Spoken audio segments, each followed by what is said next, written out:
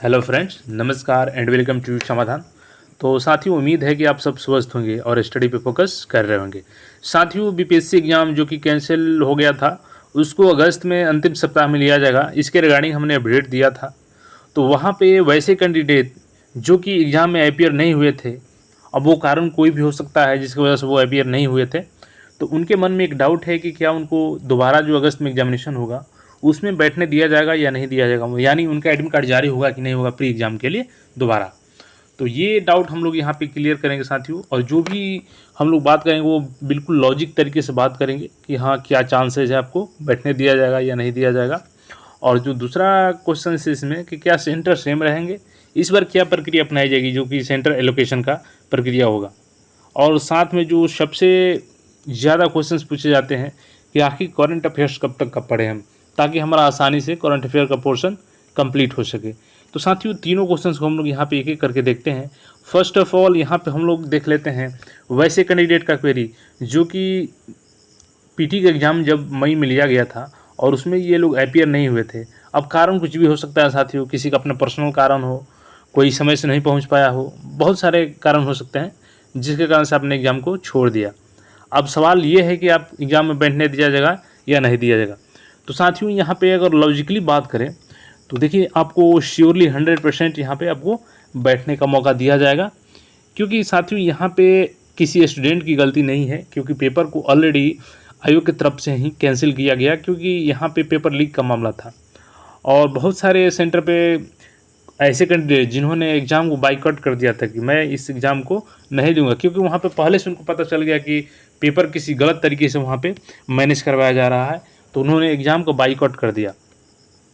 तो ऐसे में आयोग को ये एक सबसे बड़ा मुद्दा हो जाएगा, सबसे बड़ी समस्या बन जाएगी कि आखिर वो कैसे क्लियर करेंगे कि कौन से एग्ज़ाम बाइकआउट किए थे स्टूडेंट और किसने एग्ज़ाम में अपीयर ही नहीं हुआ था। तो यहाँ पे सबसे बड़ा सवाल है कि आखिर वो छटनी कैसे करेंगे कि कौन सा कैंडिडेट सेंटर पे पहुँचा तो था लेकिन पेपर लीक की वजह से एग्ज़ाम को नहीं दिया, और कौन सा कैंडिडेट नहीं पहुँचा था। ये अपने आप में एक बहुत बड़ा मैटर हो जाता है, जिसको आयोग, हमको लगता है कि ये लफड़ा करना नहीं चाहेगा, क्योंकि ऑलरेडी एग्ज़ाम एक बार कैंसिल हो चुका है और दोबारा ऐसा करता है तो बहुत सारा इसमें समस्या खड़ा हो जाएगा, क्योंकि सारे स्टूडेंट इसका विरोध करेंगे।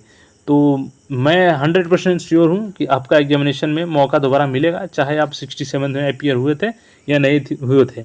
अब बात करेंगे बहुत सारे कैंडिडेट कि इसके पहले जो भी परीक्षाएं हुई हैं उसमें अगर आप अपीयर नहीं हुए थे तो दोबारा मौका नहीं दिया जाता है। तो साथियों, वो एक जो जनरल मामला था, लेकिन अभी ये है कि आपका पेपर कैंसिल हुआ था, जो कि खुद आयोग ने माना भी कि हाँ, इसमें गड़बड़ी हुई है, पेपर लीक हुई है। तो ऐसे में उसको ये देख पाना है कि कौन से कैंडिडेट पेपर को बाइकआउट किए थे और कौन से कैंडिडेट जानबूझकर पेपर छोड़े थे, ये कैसे आखिर पता चलेगा, कैसे क्राइटेरिया इसका तय होगा कि किसको मौका दिया जाए किसको नहीं दिया जाए। तो मौका सबको मिलेगा। यहाँ पे आप लोग स्टडी पे फोकस करें, बिल्कुल पैनिक नहीं होना है। अब दूसरा क्वेश्चन है कि क्या सेंटर चेंज हो गए। देखिए, जो फीमेल कैंडिडेट्स हैं उनका सेंटर तो होम टाउन ही रहता है ज़्यादातर, कभी कभी बाहर भी दे देता है किसी दूसरे डिस्ट्रिक्ट में, लेकिन ज़्यादातर होता है कि होम सेंटर ही रहेगा। लेकिन बॉयज़ के मामले में वही देखें तो बॉयज़ के मामले में ये होता है साथियों कि हर बार आपका अलग अलग, कभी भी आप एग्जाम दिए होंगे बीपीएससी का तो एक जगह नहीं पड़ता है, तो सेंटर तो आपका इस बार भी चेंज मिलेगा। हाँ, गर्ल्स का होम टाउन में मिल सकता है। और दूसरा होता है कि कुछ अदर स्टेट्स की गर्ल्स आती हैं, उनको भी कोशिश किया जाता है कि जो बॉर्डर इलाके हैं उनके स्टेट से जुड़े हुए, वहाँ पे उनको सेंटर को एलोकेट कर दिया जाएगा। हालांकि कभी कभी उनका भी अपार्ट फ्रॉम हाउस दे दिया जाता है वहाँ से, होम टाउन से। तो वैसे आपका सेंटर एलोकेशन में इस बार खास तरह से मतलब कि सावधानियाँ बरती जाएगी, ताकि पेपर लीक की संभावना कम हो सके। अब करंट अफेयर की बात करें साथियों, तो जब आपका एग्जामिनेशन अगस्त में होगा तो पेपर को तैयार करना अपने आप में एक बड़ा चीज़ होता है। ये 10 दिन और 15 दिन की चीज़ नहीं है कि आप 10 से 15 दिन में पेपर को तैयार कर लेंगे।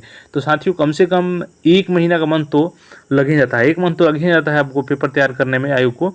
तो अगर बात करें करंट अफेयर्स की, तो आप लोग कम से कम 1 साल के अगर देख लेते हैं, यानी जुलाई 2021 से जुलाई 2022 तक का कंप्लीट कर लेते हैं, तो आपको कोई दिक्कत नहीं होने वाला है। अब कुछ कैंडिडेट बोलेंगे कि 1 साल से ऊपर का भी करंट अफेयर आता है, तो मैं यहाँ पे आपको सजेस्ट करूँगा कि पहले आप 1 साल का कंप्लीट कर लीजिए, जुलाई 2021 से जुलाई 2022 तक का, और इसके आगे के आपको ज़्यादा पढ़ने की ज़रूरत नहीं है। हाँ, अगर समय बचता है तो आप फिर प्रीवियस जो 2 से 3 मंथ का होता है, ऐसे कर करके आप 1.5 साल तक का कंप्लीट कर सकते हैं। लेकिन मेन टारगेट आपको रखना है कि कम से कम 1 साल का पूरी तरीके से कंप्लीट होना चाहिए करंट अफेयर्स।